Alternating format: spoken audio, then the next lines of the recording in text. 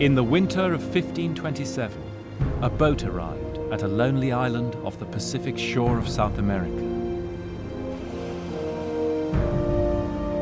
It had come to rescue a ragged band of desperados who'd been searching the unknown for lands of gold. Their leader was an old conquistador called Francisco Pizarro. Pizarro still believes that somewhere to the south there's an undiscovered world, but his men now have had enough of his promises. They just want to get out. He's a butcher, a savage. Get us off this hellish beach. And then Pizarro gets up and he takes his sword and draws a line in the sand. Friends and comrades, he says. This side of the line is danger, death, hunger, abandonment. This side of the line, comfort and safety.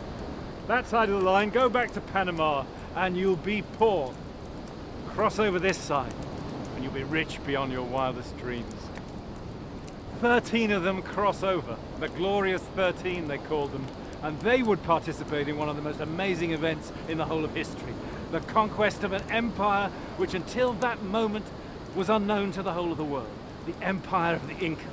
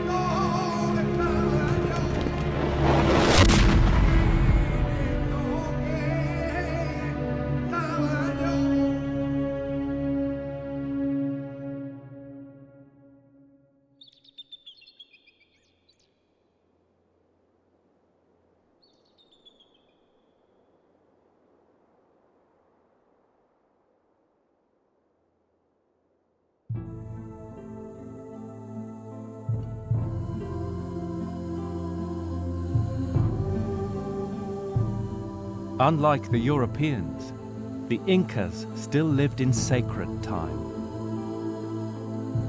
For them, the sun was God, and every day they worshipped his first appearance from the bitter Andean night.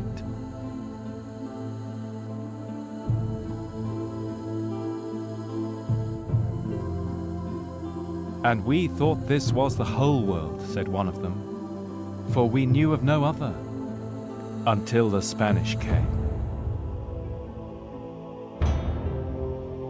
In 1532, Pizarro returned to Peru with a small private army.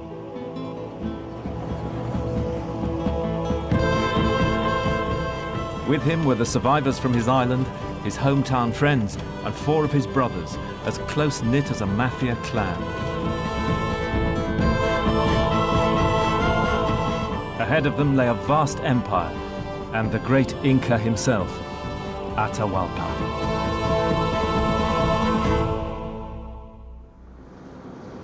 In November 1533, after months of trekking south, Pizarro reached the foot of the Andes, and we set out to follow in his footsteps. Senora Quispe, Imana Yankee. Mama, macho, alohay. Alohay. Wankiman. At first, the local people fed the strangers. Pizarro himself slept in their houses. That'll be reasonably comfortable. I shouldn't have imagined things in terms of a matter. He taught Spanish to 2 Indians, so he could converse in Quechua, the Inca language.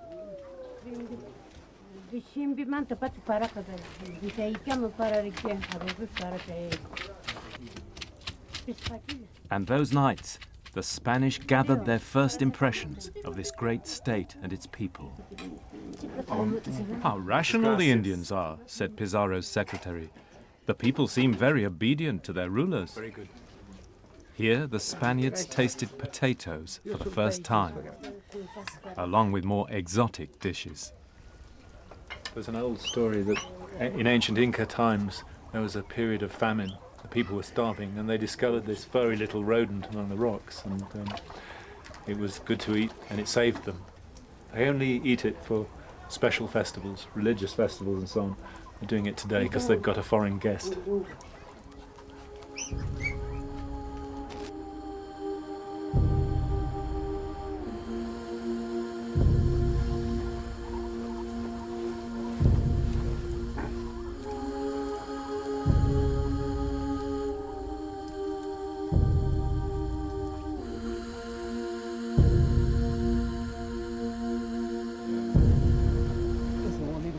Next day, we loaded up to follow Pizarro into the Andes. It's an unbelievable thought, isn't it? Pizarro had 62 horse and 102 foot, plus some native allies from further up the coast. And he's entering an empire of 5 or 10 million. Maybe if he knew, Yeah. he would go back Yeah, to Panama. He hadn't seen the Inca army, had he? Yeah. Amazing. Amazing. He's a canny character, Pizarro. Illiterate, middle-aged, tough as old boots, and very, very clever. He understood that the Incas were a civilization for all its wonders at the level of the Bronze Age, and that with guns, Toledo's swords, he could strike where it really hurt.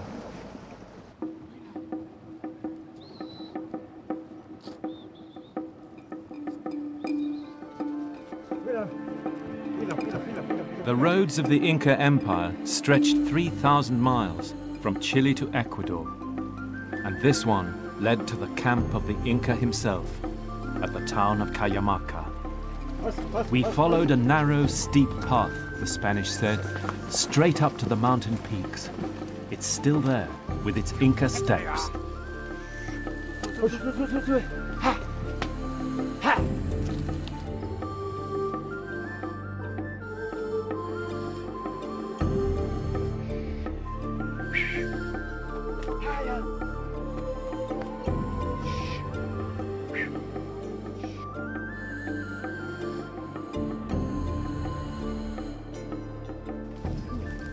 Look at this.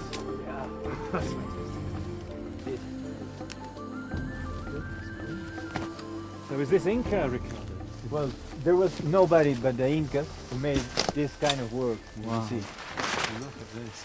Now, look, I've got the account of Pizarro's secretary of their journey coming up this pass. He talks about how steep the pass was.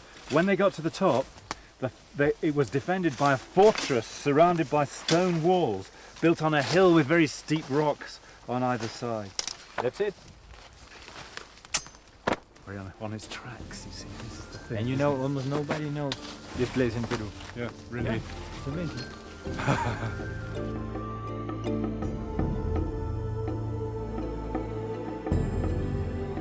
The Spaniards were seeing things no outsider had ever seen. The last moments of a world untouched since the dawn of history.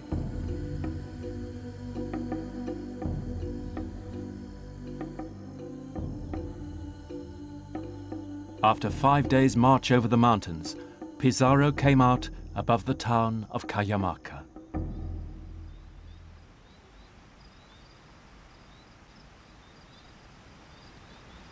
Campfires of the enemy that night were a terrifying sight, the Spanish said. Like a brilliantly star-studded sky. Atahualpa's army, they reckoned, was 30,000 strong.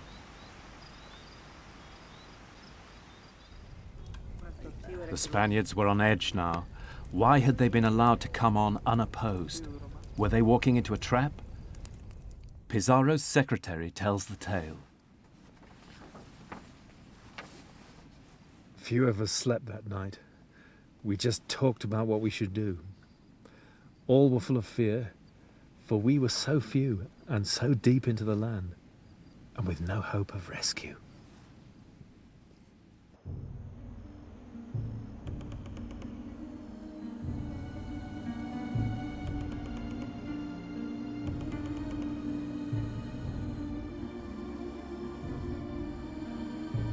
The Inca Atahualpa was taking the waters at the hot springs outside the town, and it was here that the two worlds first met.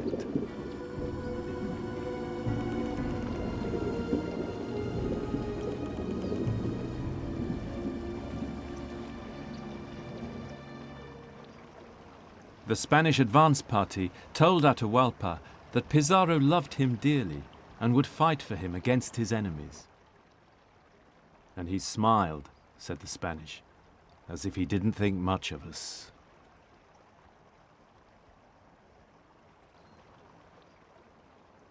Atahualpa told them they could stay in the town. Ominously, when the Spanish entered the town, they found it empty. They occupied a building on the square and waited to see what the Inca would do. Atahualpa's spies had been watching them all the way. His chief spy, Apu, reported back. We know from several chroniclers what Apu reported. He reported to his boss, Atahualpa, the following. Number one, they are not gods. They're not gods. Not gods. So the Inca knew that immediately. Which is not to say that the people knew that. Okay? I have seen them, said Apu, I've seen them, I've seen how they get tired or sick, and a few of them died. And the gods don't die, they don't get sick. But they designed a plan, and they said, let's kill them all except 3 of them, who are going to be castrated. The horse breaker, the Iron Man, The blacksmith. The blacksmith. The guy who does the horseshoes and all the weaponry, yes. And the barber. The horse breaker and the other one, of course, to establish the cavalry of Atahualpa. But the barber, because, and Apo said, because he knows something, he has powers. I have seen the people lining up in front of his tent, tired, really messed up. Yeah. And when they come out, I have seen them rejuvenated, fresh, health, and with the skin fresh as the baby's butt. Yeah. Atahualpa wanted to have Pizarro for lunch, but Pizarro had him for breakfast. Down in the square, as the hours passed, the Spanish still waited. And I tell you, said one of them, we were wetting ourselves in terror.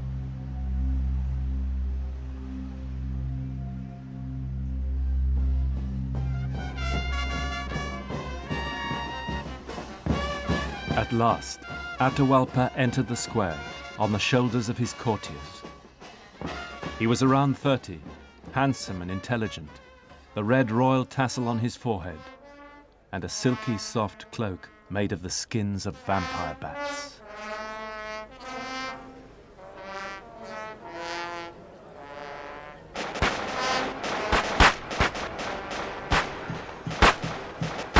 It's funny what people remember at such moments of high tension. And the Spanish remembered the lilting song with which the people welcomed him. It's still sung today at festivals in the Andes.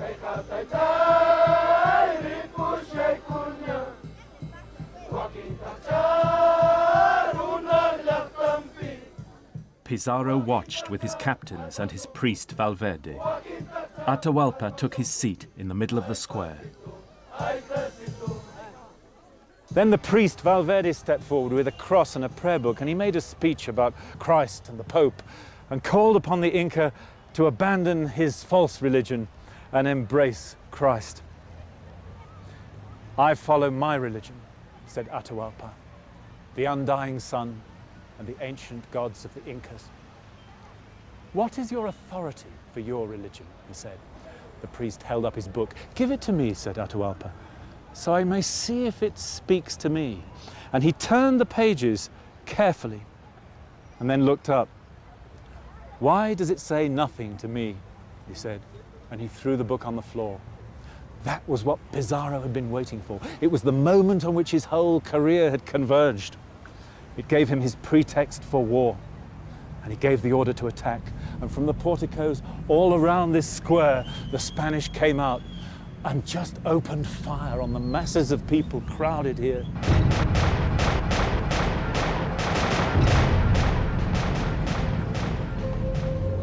Inca sticks and fans were no match for Spanish guns and steel. Some said 6,000 people died that night. As the rain fell, the square ran red with blood. But Atahualpa was captured alive.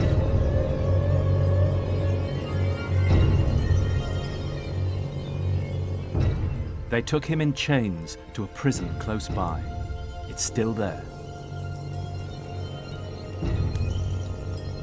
And now, Atahualpa made an astonishing offer to ransom himself. If they would set him free, he would fill the room with gold.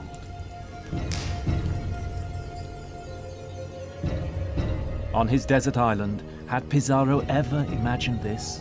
In his wildest dreams? The story is still told and retold across the Andes.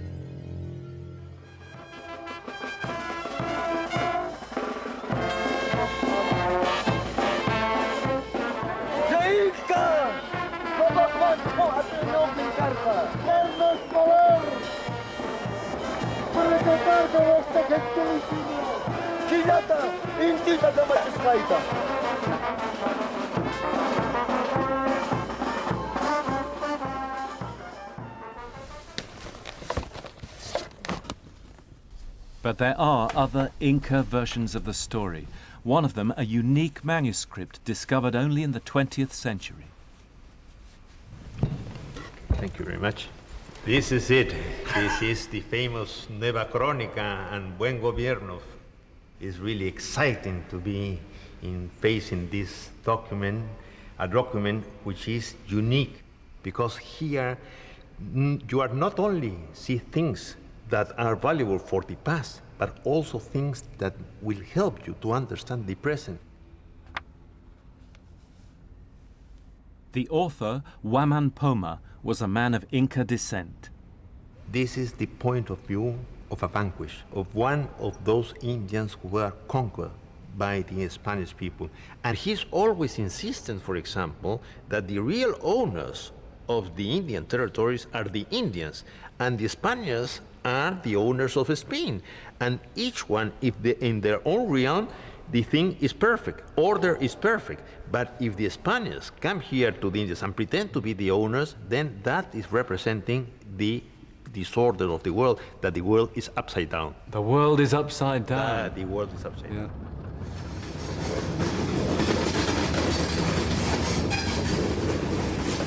To gather the gold, Atahualpa now ordered his people to allow the Spanish to travel freely through his empire.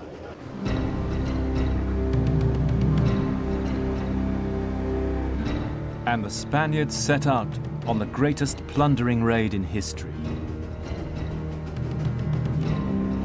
So why did Atahualpa do it? According to Huaman Poma, the Inca had never seen the strangers as a threat. But now he thought, if he delivered the gold as promised, Pizarro would simply go away.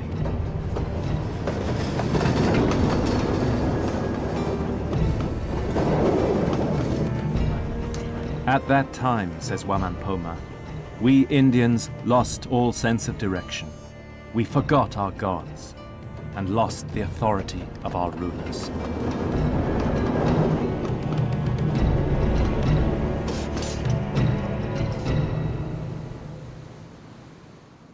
So Pizarro's men stripped the gold off the greatest shrines in the Americas.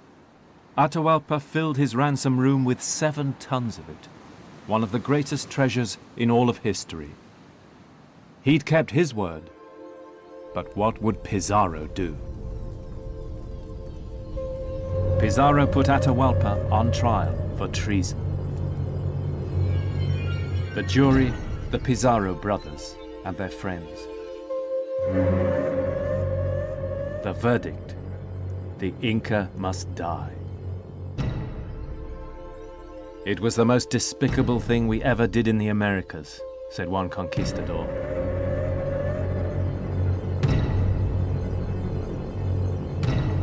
In the Andes, the people have never forgotten.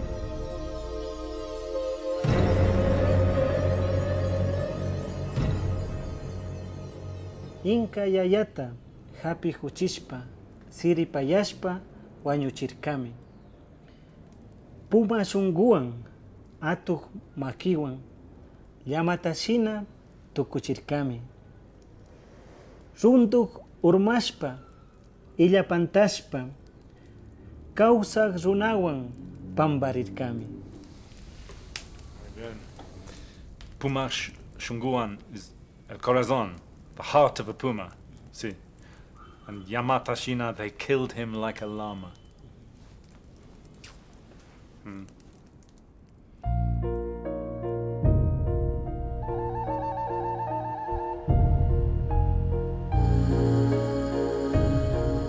For the Incas, these events were almost beyond belief. This was a Pachacuti, the world turned upside down.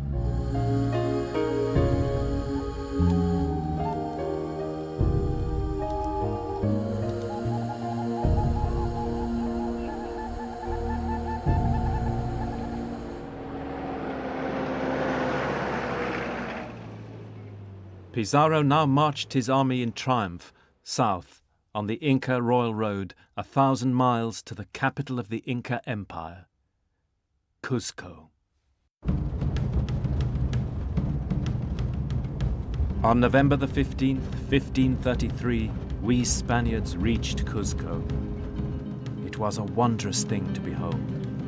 No prize ever equaled this.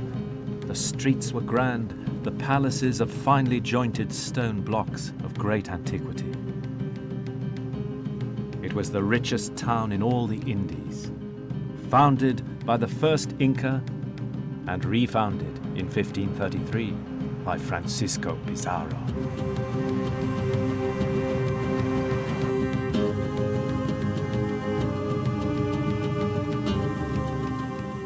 And so at last, Pizarro looked down on his prize, the city of the Incas with its great ceremonial square and the huge palaces of the Inca royal clans. It was a turning point in the history of the world. The Inca believed this place was the navel of the earth. It was the sacred center of the last of the civilizations to arise independently on the planet. And the fall of the city to the Spanish, coming so soon after the fall of Mexico, seems now like the beginning of the end for the traditional civilizations of the world. The end of sacred time, the triumph of profane time. For Pizarro's expedition was a profit-making venture, backed by the bankers of Europe. And from now on, across the Atlantic, the talk was of nothing but Peru and gold.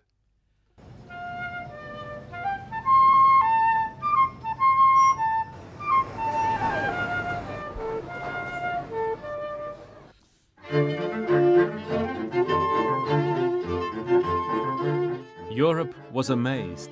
Spaniards flooded into Peru on a gold rush.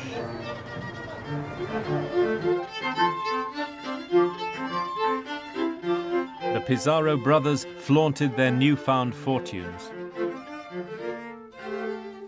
For them, these were days of wonder, as they tightened their grip on the people and the riches of Peru.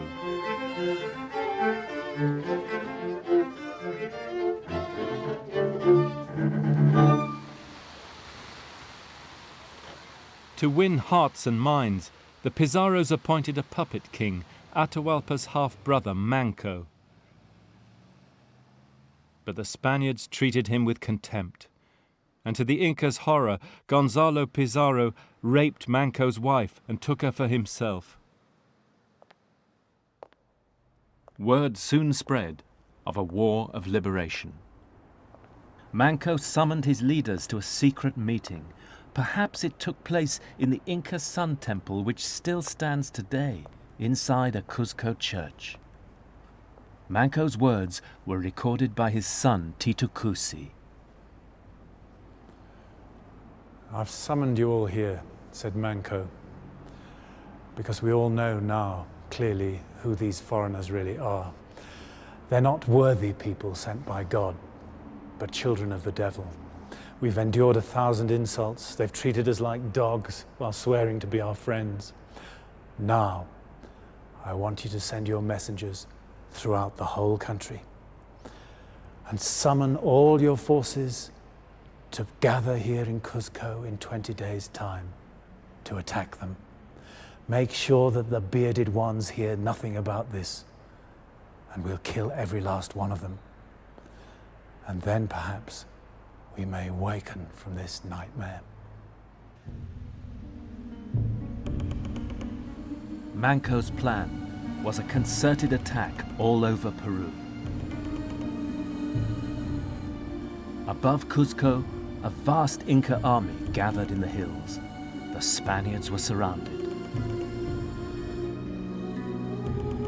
Cut off in Lima, Francisco Pizarro sent frantic pleas to Mexico for help.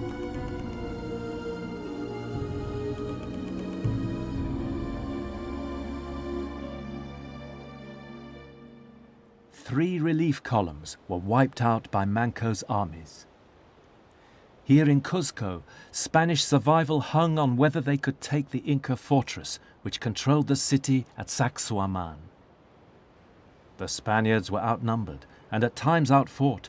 Juan Pizarro was killed, but in the end, the Incas were outgunned. The last battle for these walls was fought with a desperate heroism by the Inca warriors. Like the Aztec battle for Mexico City, it recalls the great classical epics like the Iliad, the Siege of Troy. And the last of the great Inca heroes, they say, stood on top of these rocks, armed with a European sword, throwing the Spanish off, killing members of his own side if they as much as thought of surrendering to the Spaniards. And in the end, when it was clearly all hopeless, he threw his weapons down, stuffed his mouth with earth, scourged his face, and threw himself off the rocks in fulfillment of his vow that he would die rather than give in to the Spanish. And so our encirclement was broken, says Wamampoma. The Spaniards had bought themselves a breathing space.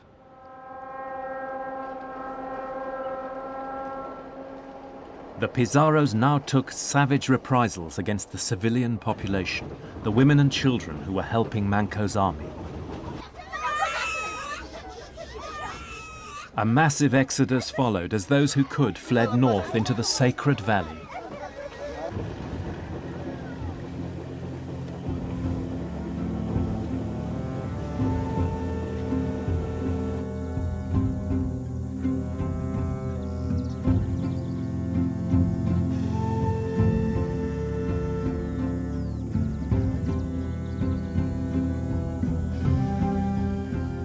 The Sacred Valley was the Inca heartland.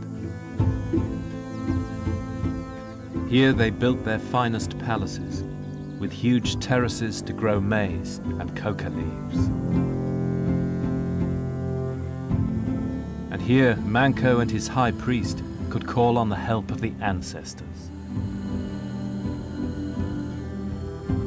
At Machu Picchu, the mummies of the dead Incas could be brought out of their womb-like chambers to greet the sun. Their dead eyes regaled as in life with the vistas of the sacred peaks.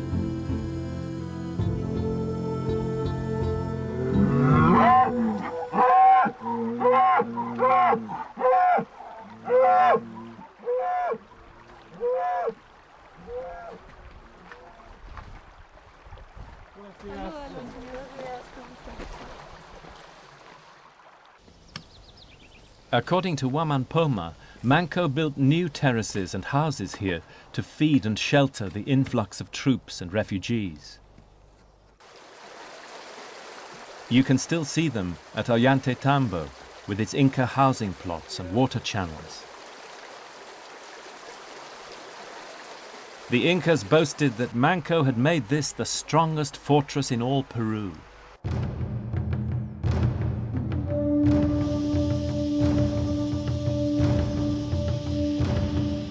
And it was here that the Pizarros launched their next attack. They fought their way through the narrow lanes of the town.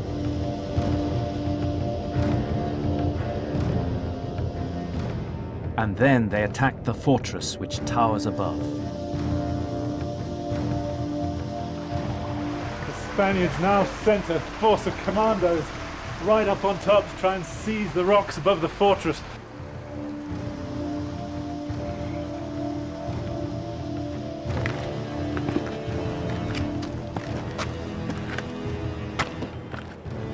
Hernando Pizarro led the assault up these steps, while the Incas rained down missiles, spurred on by Manco, who rode the terraces above on a Spanish horse.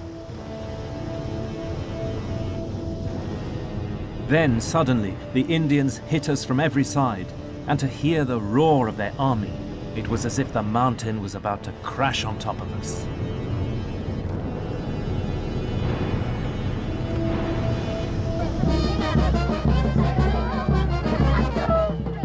For the first time, the Spanish had been beaten in a pitched battle.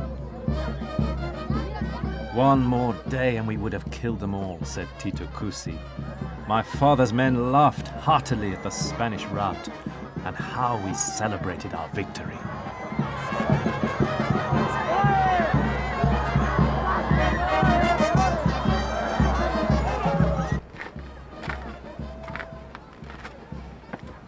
Manco planned to make a new Cuzco here in the Sacred Valley. He even built a great council chamber carved with the royal pumas. "By such monuments he hoped to be remembered always," said Wamampoma. But Manco knew that Spanish colonists were pouring into Peru every month. Within a year, Manco realized that he would have to pull right out of Spanish reach, to the jungles the far side of the Andes. Peru would be partitioned. It must have been a heartbreaking moment for the young Inca. When Manco had decided to retreat up the valley into the jungles of Vilcabamba, he made a speech to his loyal followers. Moving speech too, a little like Bonnie Prince Charlie preparing to go over the sea to Skye. He asked them to remember that his ancestors, the Incas of the past, had been good rulers, had cared for the people and provided for them. "Don't forget that," he said, "and don't let your children forget it." And then he said these extraordinary words, which are all the more striking now. "I know," he said, "that one day, in the future, the time will come when they will force us to worship their gods. And when that day comes, do what you have to do in front of them, but in private, don't forget our ceremonies and our gods. And if they try to force you to destroy our shrines, only reveal what you have to, and keep the rest hidden in your hearts."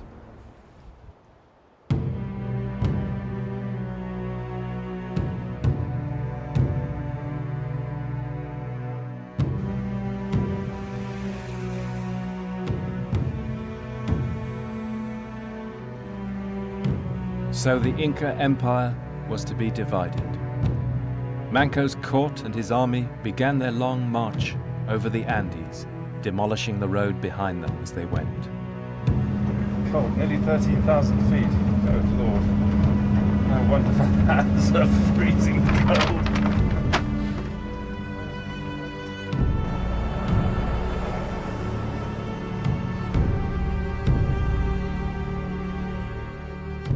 But even now, the Incas still dreamed that one day they might return. On the far side of the mountains, Manco and his generals hoped to organize a new resistance. As Manco put it, to free the land of our forefathers.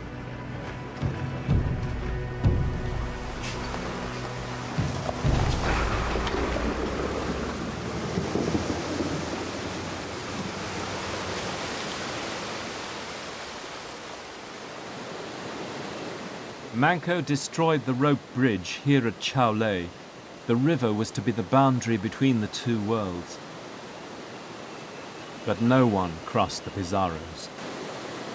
Gonzalo Pizarro now prepared to hunt Manco down.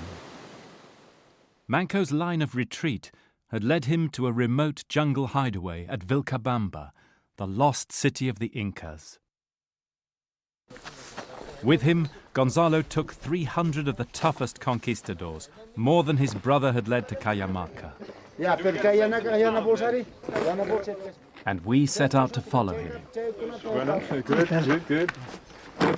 I've not got fleas. You may wonder why I'm scratching my hands. I've been bitten by the dreaded puma wakachi, which is the fly that makes even the puma cry. It's got me all over. It's true, isn't it? The puma wakachi, the Miguel wakachi.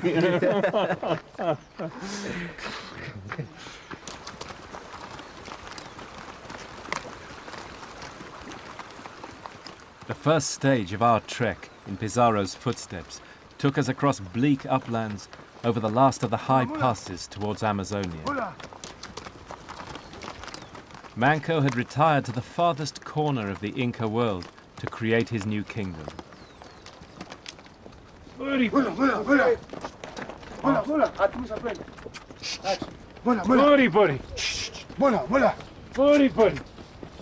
So is this the pass, Carlos? Yeah, this is Colpa Casa, the pass. The Colpa Pasa. Yeah, What's that mean?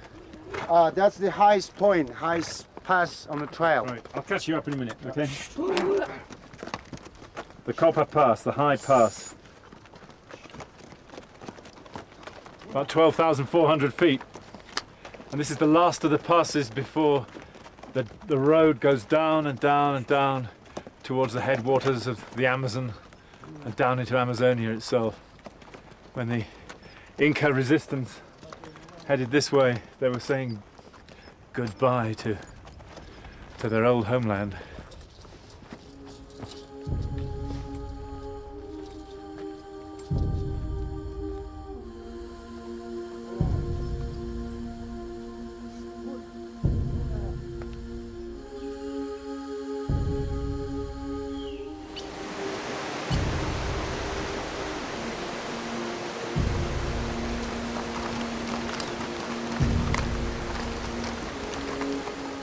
According to Wamampoma, Manco had pushed new roads into the interior. And on the second day, we found them. This looks like Inca steps, yeah? Yeah, it is, the Inca steps.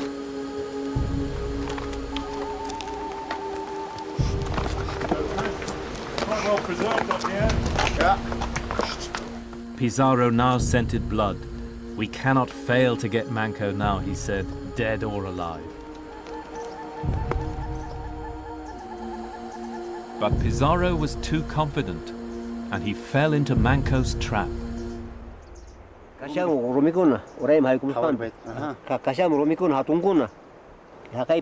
Our guide, Don Juvenal, told us how the Incas had rolled stones down on the Spaniards, and there are still piles of rocks up there.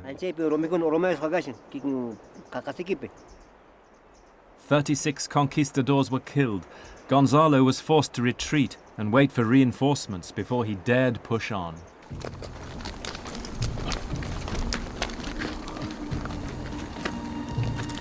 And Manco taunted him. I am Manco Inca. We have killed 2,000 Spaniards, and we will kill you too, and free our country.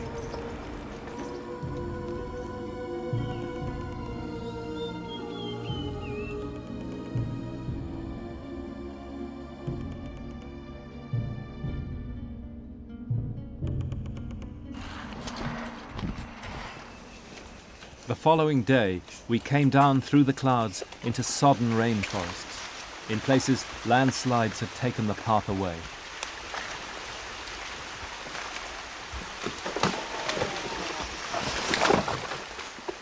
Such conditions must have sapped the morale even of Pizarro's hardened conquistadors.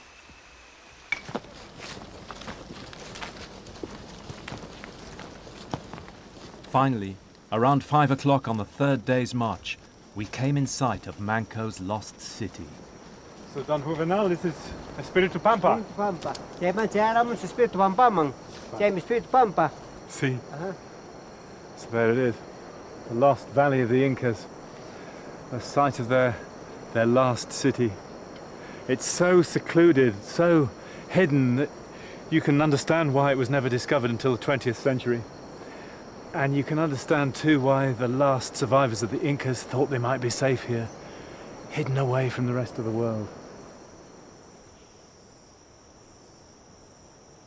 Pizarro had had to fight his way this far. But when he got here, the city was empty. Manco had disappeared into the jungle.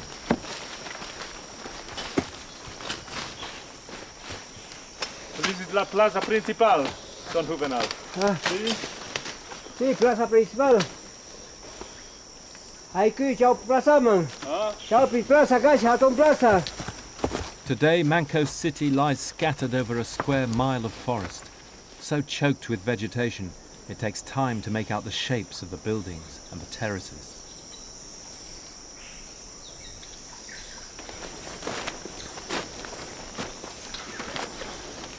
It's all on such a huge scale. This is the terracing of the great plaza in the middle of the city, on which stood the temple.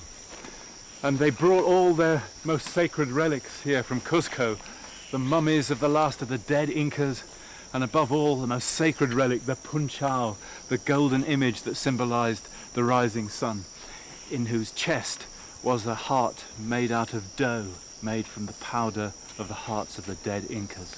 They brought it all here to try to rebuild their world in the middle of the jungle.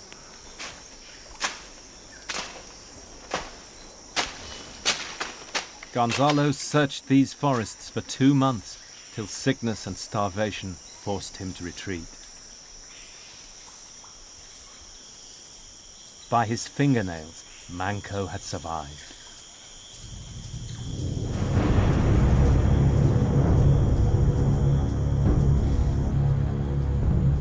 In his fury, Pizarro took revenge. He ordered Manco's wife shot with arrows and floated her down the river in a basket to be found by the Incas. Manco was grief-stricken, for he had loved her very much.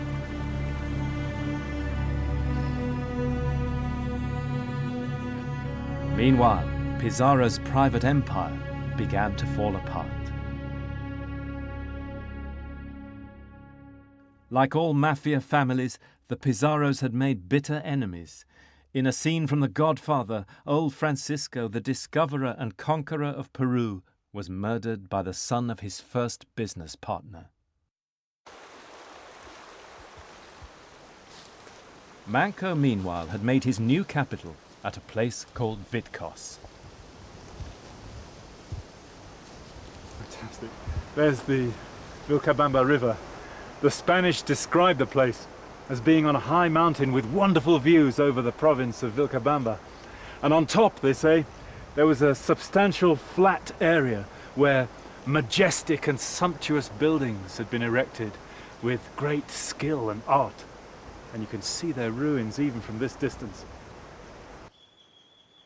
Manco held court here for 7 years. The Spaniards were now fighting among themselves, and he sheltered enemies of the Pizarros. But there was a price on the Inca's head, and in the end, they got him. This is all that remains of Manco's palace. Here's the finely sculpted lintels that the Spaniards mention.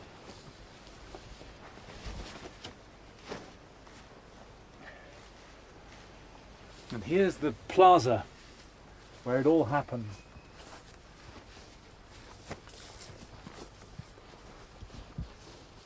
Manco was about to play a game of quoits with horseshoes with his Spanish guests. It was a game he particularly liked. And his son, Tito Cusi, tells the story. My father was about to throw, he said, when one of the Spaniards stabbed him in the back. And my father tried to defend himself, but there were 7 of them, and he was unarmed, and they stabbed him and stabbed him and stabbed him, and he fell on the ground. And I wanted to defend him, Tito says, but I was only 9 years old. And they turned on me, and I was just terrified, and I ran off into the bushes. And though I was wounded in the leg, I escaped. But my father was killed.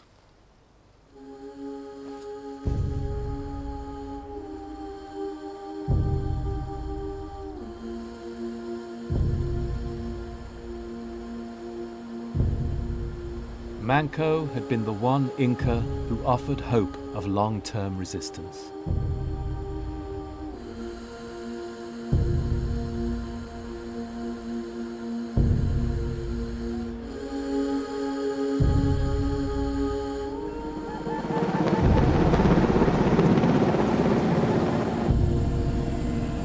So the Inca Empire ended. The political order was destroyed. But things exist in different levels in history, and empires are really just on the surface of history, and below them is a much deeper structure that lasts much longer.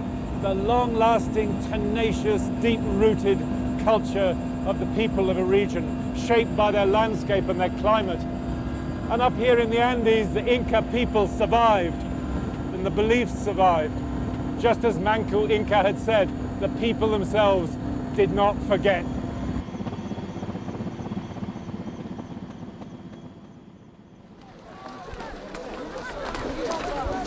Nearly 500 years on, the people of the Andes still revere the ancestral spirits of the Incas.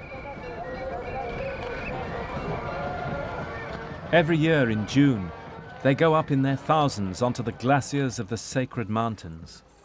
And just before dawn, at a breathless 16,000 feet, they worship the ice of Koilariti, the lord of the snow star.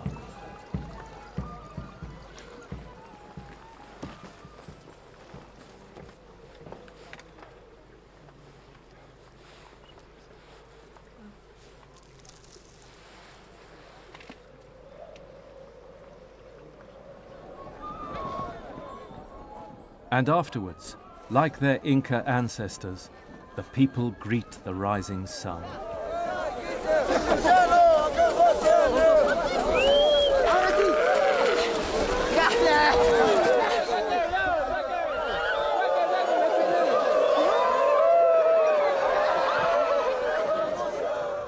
And then they sing the lilting song they sang to Atahualpa all those years ago.